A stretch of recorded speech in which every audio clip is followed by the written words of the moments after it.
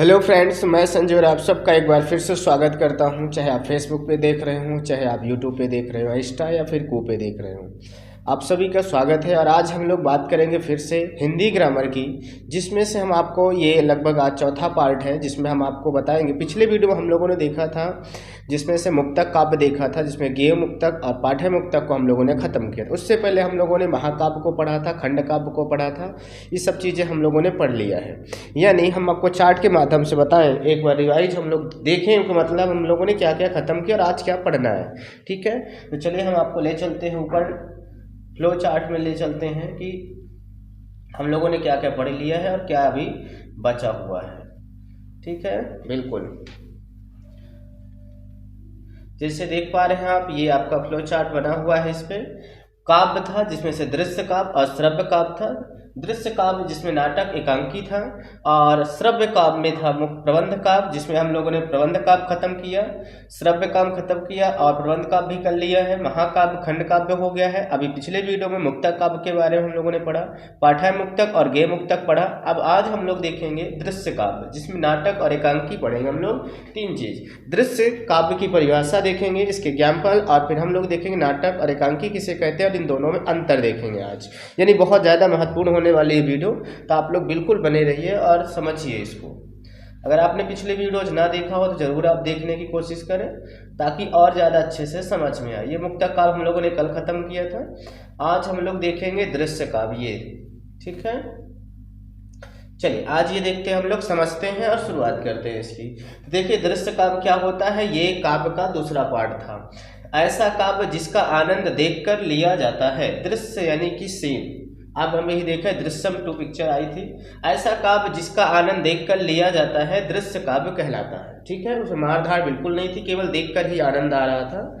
ठीक है, तो देखिए जिसका अभिनय रंगमंच पर, यानी कि रंगमंच यानी कि स्टेज पर होता है, जहाँ पे इसका अभिनय होता है, वहाँ पे वार्तालाप बातें होती है, वहाँ पे पूरा मतलब चरित्र चित्रण वहाँ पे होता है। अभिनय रंगमंच पर पात्रों द्वारा किया जाता है। पात्र होते हैं उसमें, यानी कि एक्टर होते हैं, उनके द्वारा किया जाता है। इसमें गद्य के संभाषण के अतिरिक्त गेय गीतों, छंदों अथवा प्रसंगानुकूल नृत्यों की योजना रहती है। नृत्य भी होता है बीच बीच में गीत होते हैं, छंद होते हैं, संभाषण होते हैं, भाषण होते हैं, सभी की योजना रहती है इसमें।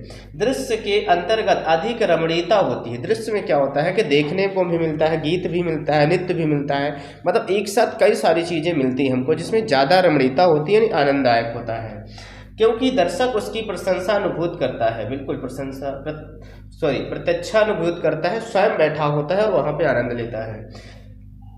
कलाकार अपनी प्रभावशील अभिनय कला द्वारा हृदय पर सीधा प्रभाव डालते हैं। हम लोग देखते हैं जैसे कोई मूवी देख लिए, तो मूवी भी एक प्रकार का दृश्य ही, क्योंकि वो रंगमंच पर खेला जा रहा है और दिखाया जा रहा है। उसमें एक स्टोरी गढ़ी जाती है जिसको कि अभिनय किया जाता है, और हम लोग उसको क्या करते हैं अपनी एक्टिंग के द्वारा। जब हीरो और हीरोइन जैसे कई सारे एक्टर होते हैं जो कि अपने एक्टिंग के दम पर काफ़ी छाप छोड़ जाते हैं और हमें पसंद आ जाती है। ऐसे ही यहाँ पर भी दृश्य काव्य होता है जिसे हम रंगमंच पर देखते हैं और हमें अच्छा लगता है। इसके उदाहरण है नाटक और एकांकी। ठीक है, दृश्य काव्य के नाटक और एकांकी, इसके हम लोग बारी बारी से पढ़ेंगे। नाटक क्या होता है देख लेते हैं। नाटक तो आप लोग सब लोग करते होंगे कहीं ना कहीं।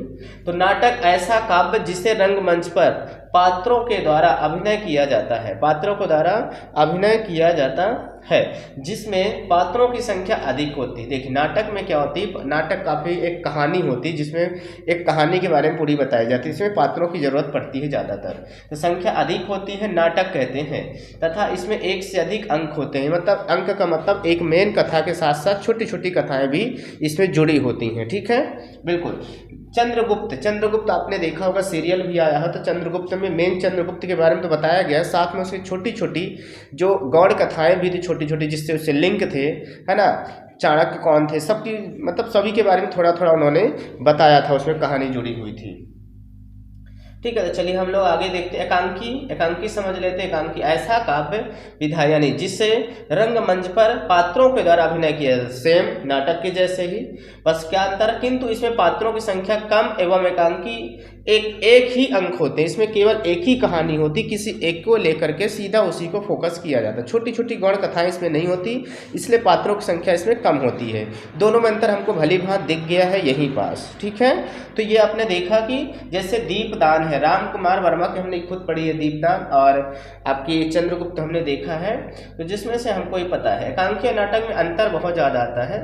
इसको हम लोग समझ लेते हैं, एकांकी और नाटक में अंतर कैसे हम ध्यान पर रख पाएंगे, ठीक है। देखिए जैसे इसमें लिखा हुआ है एकांकी, तो एकांकी में एक ही अंक होता है, नाटक में अनेक अंक होते हैं, ठीक है। एकांकी की कथा वस्तु संक्षिप्त होती है, इसकी छोटी होती है, नाटक की कथा वस्तु विस्तृत होती है, बड़ी होती है, ठीक है। बिल्कुल एकांकी में पात्रों की संख्या कम होती है, एकांकी बिल्कुल हमने अभी पीछे देखा डिफिनेशन में भी, परिभाषा में, कि इसमें पात्रों की संख्या कम होती है। नाटक में पात्रों की संख्या अधिक होती है, बिल्कुल। दीपदान रामकुमार वर्मा द्वारा लिखित एकांकी है, चंद्रगुप्त जयशंकर प्रसाद द्वारा लिखित नाटक है। हमने देखा कि इसमें सभी नाटक एकांकी अंतर भी देखा, इसकी परिभाषाएं देखा, बहुत ही इजी है, इसको समझना बहुत ही आसान है। अब बिल्कुल भी नहीं भूलना चाहिए, आई होप कि आपको, और बेहतरीन तरीके से आपको समझ में भी आया होगा। इसके आगे देखते हैं हम लोगों को क्या दिया गया है, ये आ गया है, अब ये आ गया शैली के अनुसार। तो ये अलग टॉपिक है जिसे हम लोग अब कल समझेंगे। आज के लिए इतना ही रखते हैं और हम लोग मिलते हैं नेक्स्ट वीडियो में, तब तक सभी को जय हिंद।